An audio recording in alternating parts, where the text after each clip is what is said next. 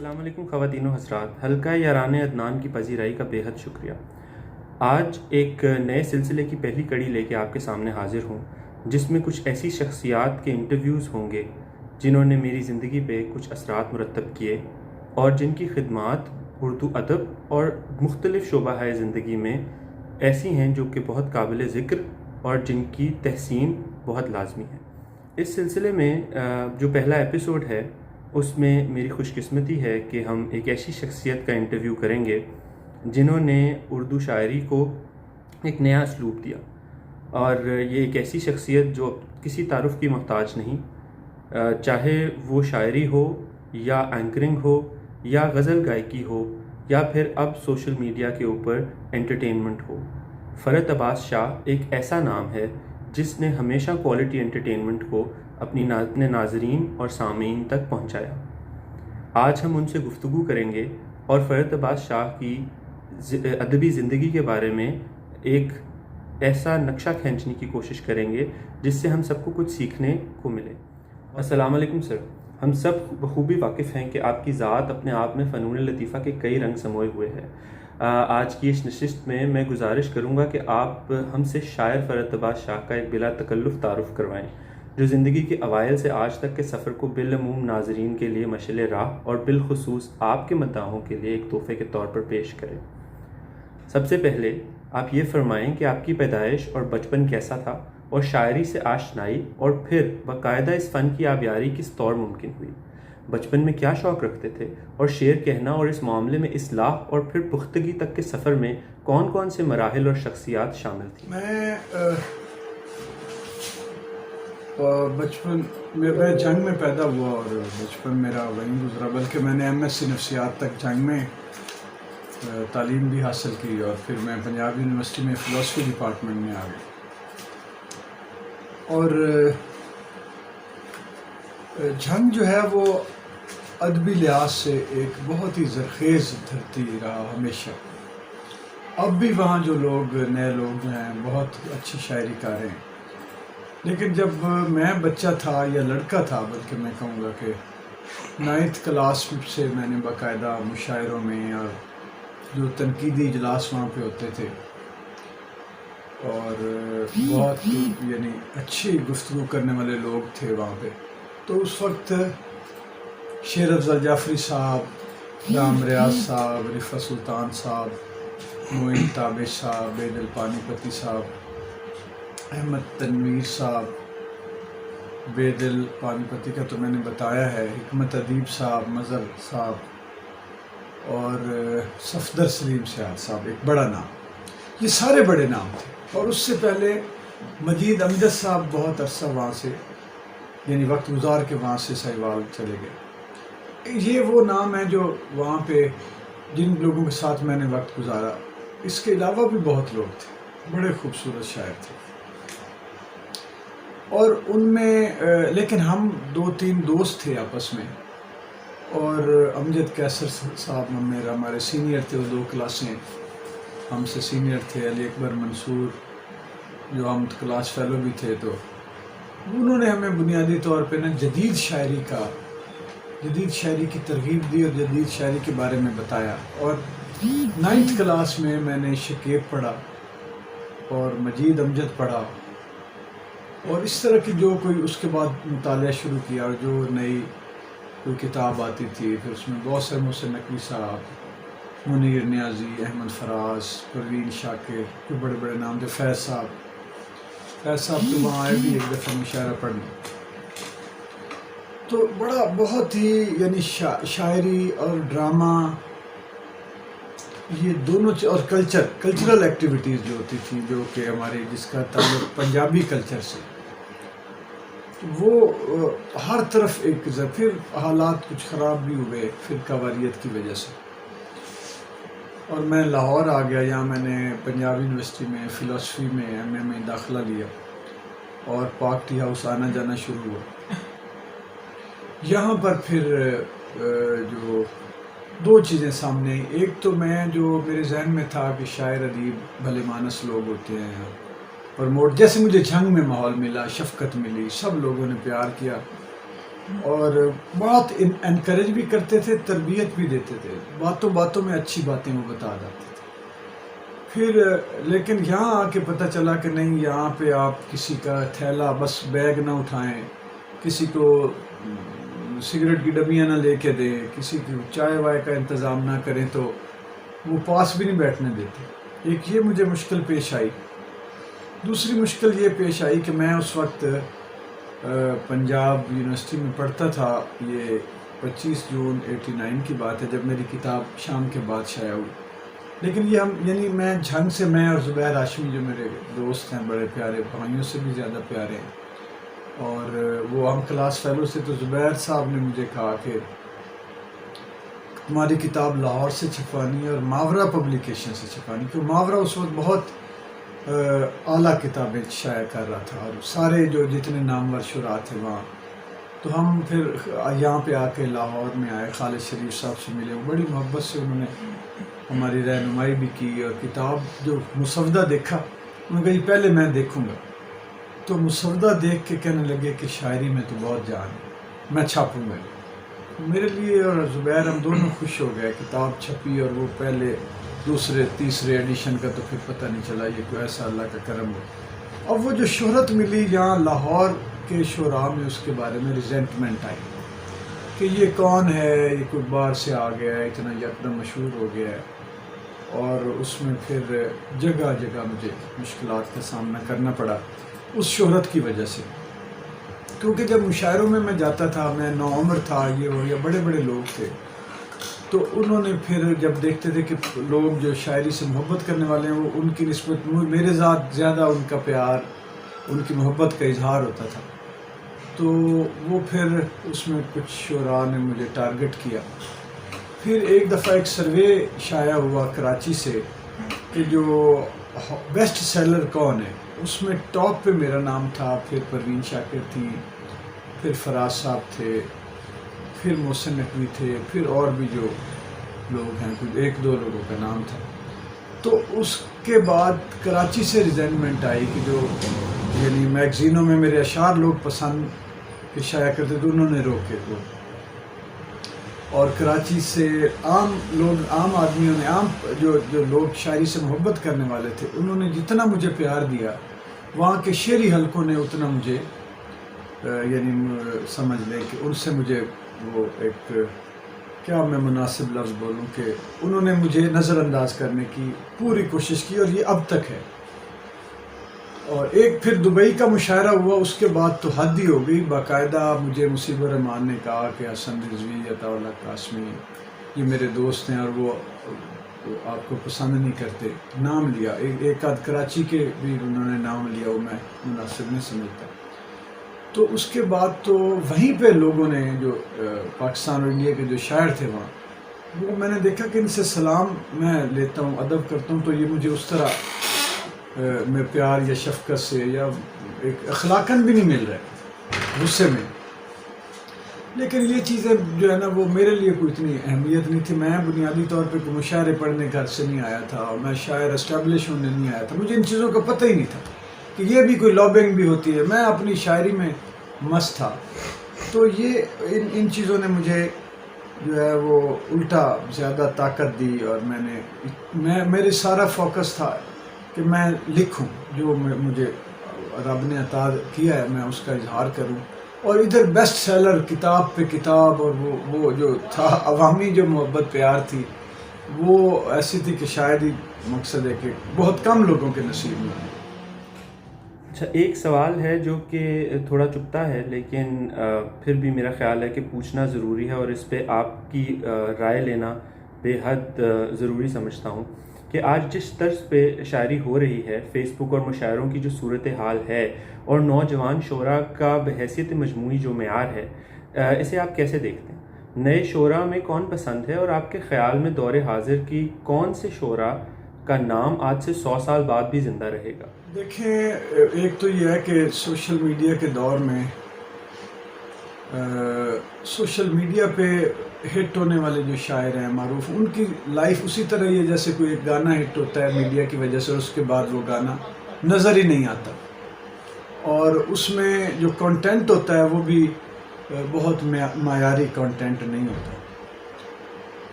اور ہمارے سامنے بہت سے لوگ آئے ہیں. مثال میں دیتا ہوں کہ حالانکہ وہ سوشل میڈیا نے بوم تو دیا لیکن سیٹلائٹ چینل سے آئے.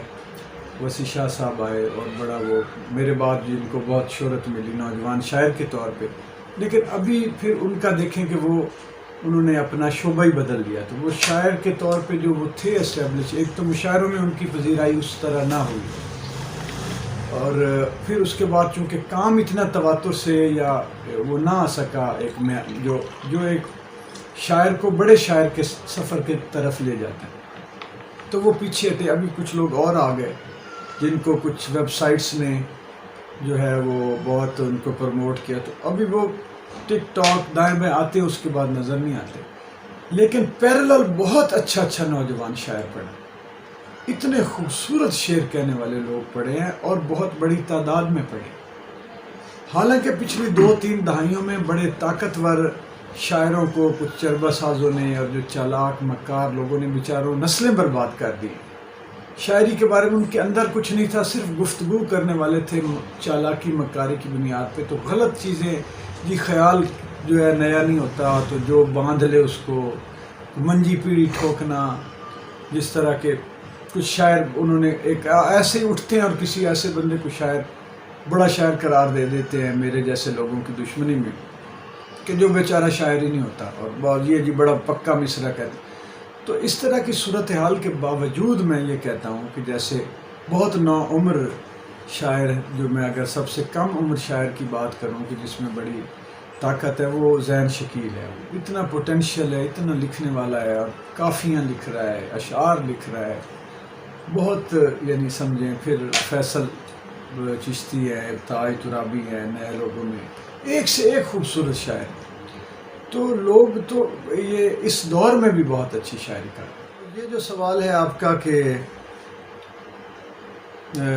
اگلے 100 سال جو ہے وہ دیکھیں، میں یہ سمجھتا ہوں کہ یہ ٹھیک کہتے ہیں لوگ کہ وقت فیصلہ کرتا ہے. میں 10 سال کے لیے غائب ہو گیا، 15 سال کے لیے ادبی جو ایک افق ہے. تو لیکن نہ مشاعروں میں جانا، نہ پروگراموں میں جانا. لیکن میں نے یہ دیکھا ہے کہ میں جہاں گیا وہاں شام کے بعد کا ذکر ہوا، وہاں پہ میرے اور بے تحاشا اشعار، سینکڑوں کی تعداد میں ڈیفرنٹ لوگوں کو ڈیفرنٹ طرح کے اشعار پسند. اور نظمیں جو ہیں وہ چونکہ سیریس کاری مانگتی ہیں، تو ان کا چیدہ میرا کاری موجود ہے. لیکن جو یہ جو ہے غزل جو ہے اور اشعار جو ہیں، یہ بے تحاشا لوگوں کے دلوں میں انہوں نے گھر کیا، بہت پھیلے. 100 سال کے بعد جو ہے نا، یہ کوئی پتہ نہیں ہے کہ اب یہ جو ڈیجیٹلائزیشن ہے، جو سائبر ورلڈ جو ہے، وہ جو چینج آ رہی ہے، کتاب سے ویڈیو کا سفر جو ہے، اب ادیب اپنا رول کس طرح ادا کرتا ہے. ناقدین یہاں ویسے ٹکے ٹوکری ہو چکے ہوئے ہیں کہ جب ناقد کی سب سے بڑی جو خوبی ہوتی ہے وہ غیر جانبدار ہوتا ہے، اپنی بائسنس نکالتا ہے، تعصب نہیں رکھتا. یہاں پہ تو وہ ہے ہی نہیں. یہاں آپ یونیورسٹیوں میں جائیں، آپ کو اتنے متعصب لوگ ملیں گے. کوئی اپنی بیوی کو پروموٹ کر رہا ہے، کسی کی بیوی شوہر کو پروموٹ کر رہی ہے، کوئی اپنے استاد کو، کوئی شاگرد کو، کوئی کلی کو. تو یہ چکر ہے سارا. آپ حیران ہوں گے کہ مجھ پہ 5 کتابیں جو ہیں لکھی جا چکی ہیں میرے کام پہ، اور اس میں جو ہے منیر نیاز صاحب سے لے کے تو خواجہ زکریا صاحب، احمد ندیم قاسمی صاحب، وزیر اعلیٰ صاحب، بڑے بڑے جید لوگ. لیکن کسی یونیورسٹی کو یہ توفیق نہیں ہوئی کہ یہ جو ایم اے ایم فل کے تھیسز ہوتے ہیں کوئی مجھے کہے. لیکن جو ایک اکا دکا کوئی آئے بھی ہیں تو وہ بچے اتنے ماشاءاللہ نالائق وہ نظر آئے مجھے، جن کا شاعری سے تعلق ہی کوئی نہیں تھا. تو یہ ہے مسائل، اور یہ رہتے بھی ہیں ہر دور. میری آپ سے جو پہلی ملاقات تھی اور جب آپ سے پہلے تعارف ہوا جب ہم بہت چھوٹے تھے، تو وہ کراٹے کے حوالے سے اور مصوری کے حوالے سے ہوا. کراٹے، مصوری، شاعری، غزل گائیکی، شوز کی میزبانی اور پھر یوٹیوب، اس سب میں آپ خود کو کس سے منسوب کرتے ہیں؟ آپ اگلی نسل کو کس روپ میں یاد رہیں تو آپ کو زیادہ تسکین ہوگی؟ مجھے اپنی شناخت جو بطور شاعر ہے اسی سے پیار ہے، اور باقی چیزیں بھی میری زندگی کا حصہ ہیں اور میں ان کو پسند کرتا ہوں. ان میں میری دلچسپی بھی بہت گہری ہے. لیکن شناخت میں بطور شاعر ہی چاہوں گا، اور بننی بھی وہی ہے، کچھ بھی ہو جائے وہ الحمدللہ پہلے شاعر اور پیچھے پھر سارے کام۔ سر، آپ کی زندگی میں کون سے ایسے 5 لوگ ہیں جنہیں آپ محسن مانتے ہیں، یا جن کا آپ کی زندگی، شخصیت اور شاعری پہ بہت گہرا اثر ہے؟ سب سے پہلے تو میں میری زندگی پہ جن کا گہرا اثر ہے وہ میرے مارشل آرٹ کے ٹیچر جو ہیں گرینڈ ماسٹر اشرف طائی صاحب۔ انہوں نے مجھے میرے اندر جو اعتماد پیدا کیا، میری ذات میں، شخصیت میں، جو میرے اندر ایک بے خوف پن، نہ ڈر ہونا مجھے بنایا، بہادری پیدا کی، وہ ہے۔ اور اس کے علاوہ بہت ساری چیزیں ہیں جو نفسیاتی، جو ترتیب اور جن کا تعلق نفسیاتی مضبوطی سے ہے، ان کی تربیت جو ہے پہلا میں سمجھتا ہوں کہ ان کا بڑا ہاتھ ہے۔ اور پھر جھنگ سے مجھے جناب سمیع اللہ قریشی صاحب جو بہت خوبصورت شاعر اور جید ادیب تھے، مقالہ نگار تھے، ان سے بھی مجھے جو ہے وہ جو بولنے کا ایک کسی کی فراخ دلی کے ساتھ کسی کی خدمات، کسی کے کام کا اعتراف اور اس کی تعریف و توصیف میں بغیر کسی کوئی ڈنڈی مارے جو ایک تھا نا، ایک ادا کرنا ترے وہ کھل کے، وہ میں نے ان سے سیکھا۔ کیونکہ بحیثیت ادیب میں کہہ رہا ہوں تو وہ ادیب تھے۔ پھر یہ چیز جو ہے یہ بہت اہم ہے، جو میں نے اشارہ بھی کیا کہ کوئی ناقد ہے تو اس کا متعصب نہ ہونا جو ہے وہ بڑا ضروری ہے۔ اور لاہور میں آ کے مجھے جو سب سے زیادہ رہنمائی دی وہ ڈاکٹر انیس ناگی صاحب نے دی۔ انہوں نے مجھے انگلش لٹریچر، پرشین، دنیا بھر کا لٹریچر، عالمی لٹریچر سجیسٹ کیا، پڑھایا، سمجھایا۔ اور اس کے بعد جو ہے وہ منیر نیازی صاحب نے بہت رہنمائی کی میری، اور بعض ایسی چیزیں سمجھائیں جو جن کا پتہ نہیں ہوتا۔ مثال کے طور پہ انہوں نے کہا کہ یہ لوگ جو ہیں، انہوں نے تو مخاطب کیا شاعروں ادیبوں کو، لیکن میں سمجھتا ہوں کہ معاشرہ ایسے کرتا ہے کہ یہ لوگ کسی بھی بڑے یا باصلاحیت یا منفرد آدمی کو اپنے رد عمل میں لا کے مارتے ہیں۔ مثال کے طور پر اس وقت لوگ کہہ رہے تھے کہ یہ کتابیں بڑی لکھتا ہے، کتابیں بڑی لکھتا ہے فرد عباس شاہ، یہ روز کتاب۔ تو انہوں نے اس حوالے سے کہا کہ یہ ان کے رد عمل میں نہ لکھتے جاؤ، ان کو کیا، ان سے تو ہوتا کوئی نہیں، تو اس لیے کہہ رہے ہیں کہ یہ زیادہ لکھتا ہے۔ تو اس کے بعد ظاہر ڈار صاحب نے بڑی رہنمائی کی۔ یہ 5 لوگ، انہوں نے بھی، یعنی وہ باس نہیں بیٹھنے دیتے تھے ہر اتوار کو جب ہم حلقہ ارباب ذوق جاتے تھے، تو جب تک یہ نہیں میں ان کو بتاتا تھا کہ میں نے یہ کتاب پڑھی ہے، یہ پڑھ لی ہے، یہ میں پڑھ رہا ہوں، تو پھر وہ کہتے تھے اچھا بیٹھ جاؤ، بتاؤ کیسی لکھی۔ آپ بچپن میں کیسی کتابیں پڑھتے تھے، اور بچپن میں لکھنے کا شغف تھا یا نہیں؟ میں کہانیوں کی کتابیں میں نے بہت پڑھی، اس کے بعد پھر ناول پڑھے، ابن صفی صاحب کے ناول پڑھے، عمران سیریز ساری۔ پھر میں نے ڈائجسٹ کوئی 4-5 سے بھی زیادہ، میرے خیال میں کچھ تو جو امتحانوں کے بعد آتے تھے، جو چھٹیاں آتی تھیں، مہینے جو ہوتے تھے 2-3، ان میں 14 ڈائجسٹ بھی پڑھ جاتا تھا، جن میں بڑے بڑے اچھے اردو ڈائجسٹ بھی، جاسوسی بھی، سب رنگ اس وقت سب سے زیادہ جو ہے وہ مقبول ہوتا تھا۔ تو اس سے بھی مجھے میری تہ نثر جو ہے وہ بڑی اسٹرانگ ہوئی ڈائجسٹ پڑھنے سے، اور معیاری کہانیاں ہوتی تھیں وہ۔ فرد عباس شاہ کی زندگی کا ایک دن آج کل کیسے گزرتا ہے؟ کیا مصروفیات رہتی ہیں؟ میری زیادہ تر مصروفیت رہتی ہے سوشل میڈیا پر، جو ہم لاہور ٹی وی کے حوالے سے چیزیں پروڈیوس کرتے ہیں وہ ہے، اور اس کے بعد حلقہ ارباب ذوق ہے۔ یہ میجر مصروفیات یہ ہیں کہ میں ساتھ ساتھ جو ہے وہاں پہ حاضری بھی دیتا ہوں، کوئی مجھ سے کوئی مشورہ کوئی پوچھ لیں، کوئی برتن دھونے ہو، کرسیاں لگانی ہوں تو وہ بھی لگا دیتا ہوں۔ میں آپ سے یہ جاننا چاہوں گا کہ نئے شعراء کے لیے تخلیقی عمل اور خیال سے شعر تک کے سفر کو آپ کیسے بیان کریں گے؟ ان کے لیے کیا مشورہ ہے؟ پہلی بات تو یہ ہے کہ احساسات جو ہیں وہ بڑی، یعنی سمجھیں کہ قیمتی چیز ہوتی ہے۔ غم، غصہ، دکھ، اداسی، محبت، نفرت، اس طرح کی نہیں، شاعرانہ جو ہے، تو یہ چیزیں۔ لیکن ان چیزوں کو بچانے کے لیے کدورت، تعصب اور وہ جو نفرت میں اب کہوں گا وہ انسانوں سے، بددیانتی، بے ایمان، ان سے بچانا پڑتا ہے احساس کو اور دل۔ یہ ریاضت بڑی ضروری ہے، کیونکہ جو اچھا خیال ہے وہ اچھے دل میں ہی آئے گا۔ جو ہمارے اندر کی کیمسٹری ہوگی، جو ہمارے باڈی کیمسٹری، بلڈ کیمسٹری، جو ہماری نفسیات، سائیکی، خیال، اگر وہاں پہ کوئی موجود ہے کسی حسین خیال کی پرورش کا انوائرمنٹ، تو تبھی وہ پنپے گا. اور پھر وہ شعری ریاضت کی بھی ضرورت ہے کہ آپ اپنے جذبوں کو اظہار جب دیں تو آپ قواعد و ضوابط سیکھیں. بہت سارے لوگوں کو پتہ ہی نہیں ہوتا کہ وہ بے وزن لکھ رہے ہیں، لیکن وہ سمجھتے ہیں کہ وہ درست ہے. سیکھنا بڑا ضروری ہے. شاعری جو ہے وہ کم از کم اوزان سیکھے بندہ، اس کے بعد بے تحاشا مطالعہ جو ہے، اور سننا بھی چاہیے اچھے شاعروں کو. اور ہمیشہ اچھے شعر کے لیے اپنی جو ہے نا سمجھنا چاہیے کہ اس کی قبولیت، کہ اچھے شعر کو قبول کرنے کا اور اس سے حظ اٹھانے کا جو ایک نظام ہے اپنی انسان کی ذات کے اندر، اس کو بحال رہنا چاہیے. آخر میں آپ سے ایک مدمانہ گزارش ہے کہ اگر ہم کلام شاعر بزبان شاعر سن پائیں تو بہت خوش نصیبی ہوگی اور بڑا لطف آئے گا.